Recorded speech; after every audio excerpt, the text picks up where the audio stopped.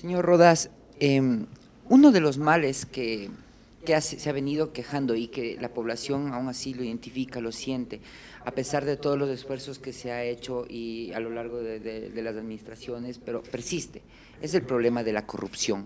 ¿Cómo enfrentar en su administración este problema tan grave, señor Rodas? Bueno, esta pregunta me conduce nuevamente a la necesidad de una reforma constitucional que garantice la independencia de poderes. Porque si no existe independencia de poderes, entonces la administración judicial no podrá llevar adelante la investigación y las eventuales sanciones a los funcionarios corruptos si es que dicha administración de justicia se encuentra, como hoy, controlada por la función ejecutiva. Por lo tanto, esa reforma constitucional es fundamental.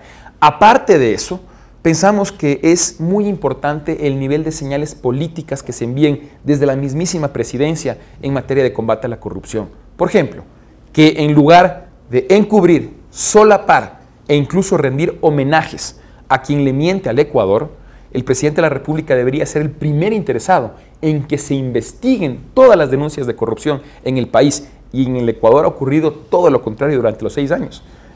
Todas las denuncias de corrupción, en lugar de investigarse de manera profunda, se ha obstaculizado, se ha dificultado dicha investigación. Creo que también es muy importante no generar un caldo de cultivo para la corrupción. ¿A qué me refiero? En el actual gobierno se suscribieron centenares de decretos de emergencia, muchos de ellos en materia de infraestructura. Eso en la práctica abrió la puerta para que se asignen contratos a dedo para el mejoramiento o la construcción de infraestructura, sobre todo vial en el Ecuador. Esos contratos a dedo no favorecen la transparencia, no favorecen el combate a la corrupción, por el contrario, representan un caldo de cultivo para la misma. Creo yo que si bien, por supuesto, ha sido positivo el mejoramiento de la infraestructura vial, se lo debe hacer bajo estrictos lineamientos de transparencia y en cumplimiento de todos los procesos contractuales que se establecen en la ley. Creo también que es muy importante promover una mayor participación ciudadana en el combate a la corrupción. ¿Y cómo se alienta esto? A través de la creación de mecanismos de veeduría ciudadana, pero que no sean perseguidos o enjuiciados cuando generan resultados que no le gustan al presidente de la República, como ha pasado en el actual gobierno, sino que realmente esos criterios, esos informes sirvan como insumos para procesos de investigación independientes que realice la administración judicial sobre estas denuncias de corrupción. Un poco regresado a la pregunta anterior, usted decía que Ecuador está dependiendo más que nunca de los recursos petroleros. Sin embargo, también el presupuesto nacional está nutriéndose más cada vez de los impuestos. Estos 2 años han sido extraordinarios. En el 2011 hubo una recaudación superior a los 10.000 millones, y en el 2012 superior a los 11.000 millones. Y eso tiene que ver con creación de impuestos, con la ley de equidad tributaria, y tiene que ver también con una visión, con una política de para qué sirven los impuestos. ¿Cuál es su punto de vista sobre la tributación en el Ecuador? ¿Por qué se sostiene que deberían disminuirse los impuestos que son en realidad el motor y la dinámica de toda la obra pública?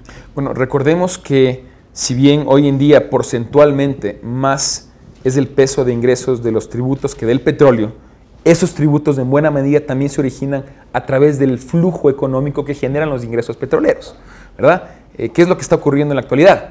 Ingresa muchísimo dinero por los altos precios del petróleo a nivel internacional que se canalizan en la economía a través de gasto público. Eso obviamente genera un crecimiento de la economía, una mayor actividad económica que se traduce también en mayores impuestos, aunque no hay que ignorar, sino por el contrario, reconocer que han habido avances importantes en materia recaudatoria, avances que nosotros vamos a continuar y vamos a mejorar aún más, porque todavía hay un 30% de la economía que se mantiene en la informalidad. Por lo tanto, más que cobrarle mayores impuestos a quienes ya están pagando, hay que cobrárselos a quienes no están pagando, incluyéndolos en la formalidad a través de un mecanismo de simplificación tributaria, unificando impuestos, haciendo más sencillo el pago de los mismos, lo que no solamente va a alentar a los informales que pasen a la formalidad, sino también va a reducir costos de operación para las empresas y para el propio SRI. Miren, tan es que sí hay una dependencia petrolera que, por ejemplo, en 2011 cerramos un déficit comercial no petrolero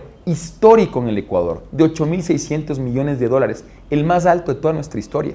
Hoy en día en el Ecuador estamos consumiendo más de lo que producimos, y si todavía existe un crecimiento económico es gracias a los altos precios del petróleo. lo ideal sería que ese crecimiento no dependa excesivamente de esos altos precios del petróleo, que representa un factor que como país no podemos controlar. Es una lotería internacional que nos cayó del cielo. Lo ideal sería que ese crecimiento económico dependa de detonar la productividad interna, porque ese sí es un factor que como país podemos controlar. En materia tributaria, lo que nosotros estamos planteando es generar un marco regulatorio claro y estable en el tiempo, que es lo que no existe hoy. En los últimos 6 años han habido 10 reformas tributarias. Si estamos cambiando con tanta frecuencia las reglas de juego, es imposible generar la mínima confianza y certidumbre como para que un pequeño, mediano o gran empresario nacional o extranjero decida arriesgar sus capitales, emprender una actividad productiva o ampliar una ya existente y generar el empleo que se requiere en el Ecuador. Además de eso, pensamos que es necesario eliminar algunos impuestos que están desalentando la productividad. Por ejemplo, el impuesto a la salida de capitales, que, como quedó demostrado de las recientes cifras, en lugar de prevenir la salida de capitales, ha prevenido la entrada de capitales, algo que el Ecuador requiere con urgencia. Hay que eliminar ese impuesto. Y también hay que eliminar el impuesto a la tierra, que desalienta la productividad en el campo. Un sector que, como he mencionado, nosotros vamos a rescatar del abandono en que se encuentra hoy en día y vamos a convertir junto al turismo en los 2 grandes motores del desarrollo nacional. Por lo tanto, una vez que tengamos definido el esquema tributario con el que vamos a operar, al mismo hay que darle estabilidad en el tiempo, junto a los esfuerzos que mencioné al principio, para continuar incrementando la recaudación tributaria en el país. Perfecto, Mauricio. Volvemos al tema político. Al inicio de su intervención usted mencionó que hará una reforma constitucional, que digamos hizo una crítica al veto presidencial y habló de mejorar, digamos, el tema de la justicia a través de la meritocracia. Es decir, una serie de críticas a lo que ha sido el modelo actual de gobierno.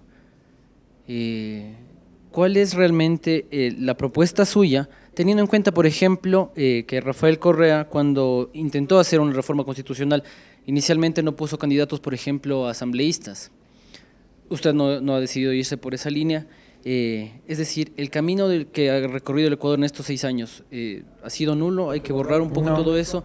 ¿Qué es lo rescatable y qué dejamos, digamos, que dejamos de esto y seguimos mejorando? Por supuesto. A ver, parte de la nueva visión que estamos impulsando nosotros justamente implica una posición de madurez y moderación política como para reconocer las cosas positivas, darles continuidad, pero también corregir las negativas. Yo creo que es un gravísimo error esto de pensar que cada 4 años se debe reinventar el país y tiene que ser un borra y va de nuevo. Eso es irresponsable. Lo que yo estoy señalando no es que vamos a tener una nueva constitución o una nueva asamblea constituyente, no.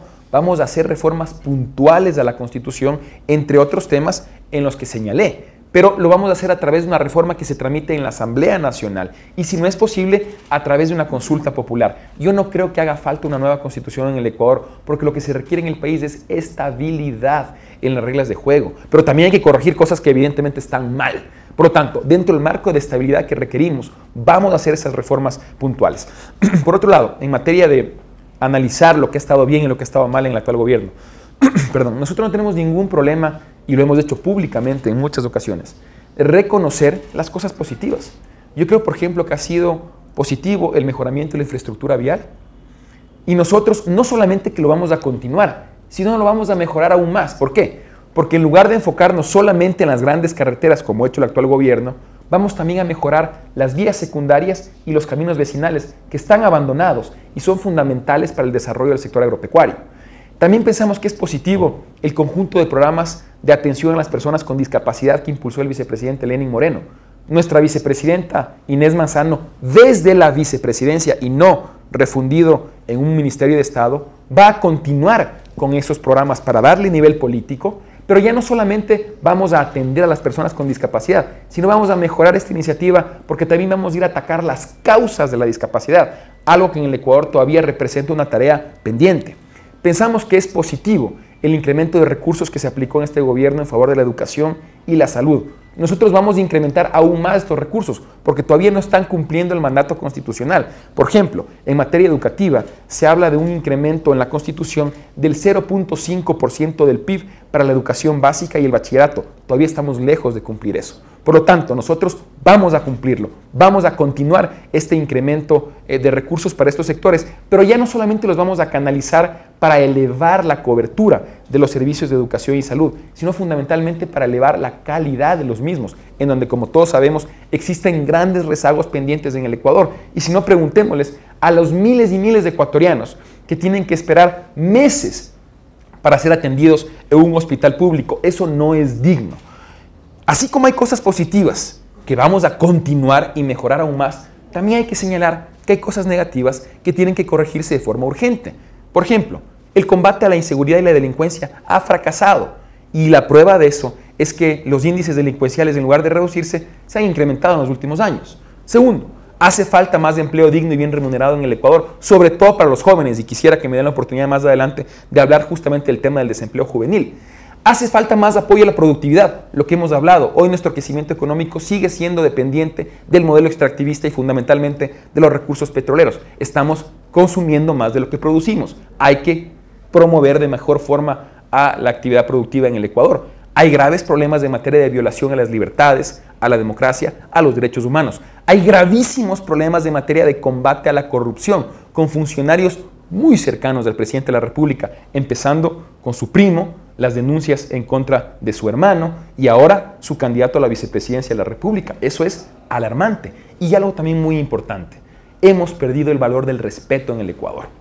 Yo creo que es fundamental emprender una gran cruzada nacional de rescate al respeto, teniendo un presidente de la República que sea un verdadero referente de respeto, de tolerancia hacia quienes piensan distinto, de promoción del diálogo y los acuerdos, en lugar de que sea quien genere la discordia, la confrontación, el insulto, el odio y la división en la sociedad.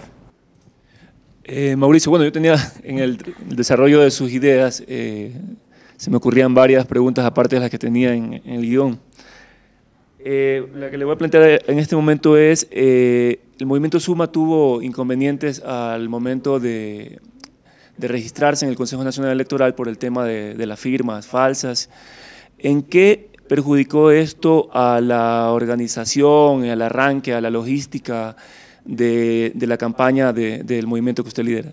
Por supuesto que nos perjudicó y fue tremendamente injusto, porque luego demostramos que sí habíamos cumplido con todos los requisitos para poder participar. Mire, nosotros tuvimos que librar una lucha de más de 4 meses para poder estar presentes en estas elecciones. Se nos impuso toda clase de obstáculos desde el poder para evitar que podamos participar, a través de reglas absurdamente discriminatorias, como por ejemplo aquella que a unas organizaciones políticas les permitieron entregar más firmas y a otras, incluyendo la nuestra, no se le permitió aquello. Eso no tenía ningún sentido. Y luego nos negaron la personería jurídica. Nos tocó apelar al Tribunal Contencioso Electoral, quien ordenó al CNE que revise más de 6,000 firmas que nosotros estábamos reclamando por ser indebidamente rechazadas. El CNE se negó durante 2 veces a realizar esa revisión. Fue recién a la tercera orden que finalmente lo acató, y en esa revisión se pudo comprobar que en efecto nosotros teníamos razón y que habíamos cumplido con el número de firmas necesarias, y se lo comprobó mediante una sentencia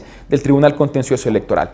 Todo eso, por supuesto, que nos perjudicó, porque nos quitó un tiempo precioso, tiempo que otras organizaciones aprovecharon para continuar con sus recorridos, para armar sus listas con toda tranquilidad, para consolidar sus estructuras. Si bien se nos perjudicó con el tiempo perdido, creo que a la larga terminó siendo beneficioso. ¿Sabe por qué?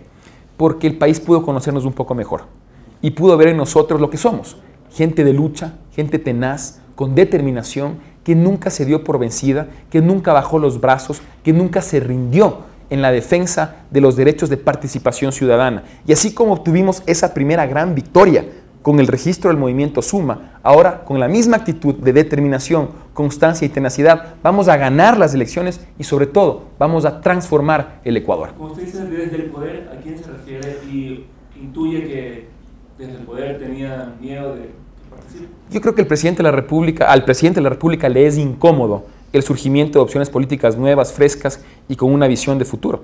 Y todos sabemos que el CNE tiene una evidente cercanía con el Poder Ejecutivo y eso explica la serie de trabas que nos impusieron en todo el proceso para nuestro registro, algunas de las cuales he mencionado hace un momento. Gracias.